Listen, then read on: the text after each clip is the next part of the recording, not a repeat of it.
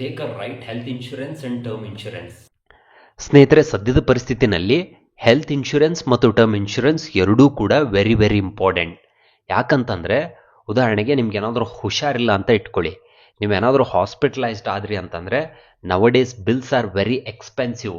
ಆ ಎಕ್ಸ್ಪೆನ್ಸಿವ್ ಬಿಲ್ಗಳನ್ನು ಪೇ ಮಾಡೋದಕ್ಕೆ ನೀವು ನಿಮ್ಮಲ್ಲಿರುವ ಎಲ್ಲ ಇನ್ವೆಸ್ಟ್ಮೆಂಟ್ಗಳನ್ನು ಸೆಲ್ ಮಾಡಿ ಆ ಬಿಲ್ಸ್ಗಳನ್ನು ಪೇ ಮಾಡಬೇಕಾಗತ್ತೆ.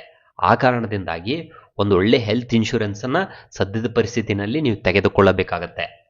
ಇನ್ನು ಟರ್ಮ್ ಇನ್ಶೂರೆನ್ಸ್ ಯಾಕೆ ಇಂಪಾರ್ಟೆಂಟ್ ಅಂತಂದರೆ, ನಿಮಗೆ ಮದುವೆ ಆಗಿದೆ, ಮಕ್ಕಳಿದ್ದಾರೆ ಅಂತಂದರೆ ಟರ್ಮ್ ಇನ್ಶೂರೆನ್ಸನ್ನು ಡೆಫಿನೆಟಾಗಿ ನೀವು ತಗೊಳ್ಳೇಬೇಕು. ಯಾಕಂತಂದರೆ ನಾಳೆ ಏನಾದರೂ ಅಚಾನಕ್ಕಾಗಿ ದುಡಿಯುವಂಥ ವ್ಯಕ್ತಿಗೆ ಏನಾದರೂ ಆಯಿತು ಅಂತಂದರೆ ನಿಮ್ಮ ಕುಟುಂಬವನ್ನು ಯಾರು ನೋಡ್ಕೋತಾರೆ, ನಿಮ್ಮ ಮಕ್ಕಳ ಎಜುಕೇಷನ್ನು, ಅವರ ಮದುವೆ ಯಾರು ಮಾಡಿಸ್ತಾರೆ? ನಿಮ್ಮ ಹತ್ರ ಒಂದು ಒಳ್ಳೆ ಟರ್ಮ್ ಇನ್ಶೂರೆನ್ಸ್ ಇದ್ದಾಗ ದುಡಿಯುವಂಥ ವ್ಯಕ್ತಿಗೆ ಅಚಾನಕ್ಕಾಗಿ ಏನಾದರೂ ಆಯಿತು ಅಂತಂದರೆ ಟರ್ಮ್ ಇನ್ಶೂರೆನ್ಸ್ ಮೂಲಕ ನಿಮ್ಮ ಫರ್ದರ್ ಮಕ್ಕಳ ಎಜುಕೇಷನನ್ನು, ಅವರ ಫ್ಯೂಚರ್ ಪ್ಲ್ಯಾನನ್ನು ಆ ದುಡ್ಡಿನಿಂದ ನೀವು ಮ್ಯಾನೇಜ್ ಮಾಡ್ಬೋದು.